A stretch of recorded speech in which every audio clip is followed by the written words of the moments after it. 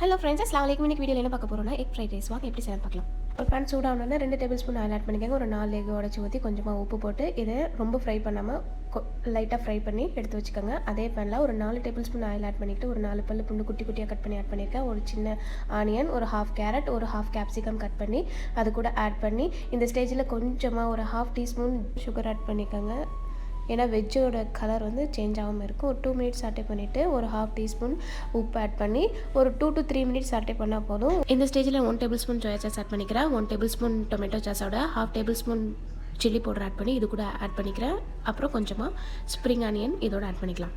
2 cup rice add பண்ணியிருக்கேன். இதை நான் 1/2 hour ஊற வச்சு 1 டேபிள் ஸ்பூன் உப்பு, 1 டேபிள் ஸ்பூன் ஆயில் ஆட் பண்ணி 75% குக் ஆனது வடித்து இது கூட ஆட் பண்ணிக்கிறேன். இதுக்கு 1 டீஸ்பூன் பெப்பர் பவுடர் ஆட் பண்ணி இப்போ நம்ம ஃப்ரை பண்ணி வச்சுருக்க எக்கு இதோட ஆட் பண்ணிக்கலாம். ஹை ஃப்ளேமில் நம்ம 10 மினிட்ஸ் சாட்டே பண்ணி எடுத்தால் நம்மளோட எக் ஃப்ரைட் ரைஸ் ரெடி ஆகிடும். இது ரொம்ப டேஸ்ட்டாக இருக்கும். நீங்கள் ட்ரை பண்ணி பாருங்கள். எப்படி இருக்குன்னு ஃபீட்பேக் சொல்லுங்கள். தேங்க்யூ.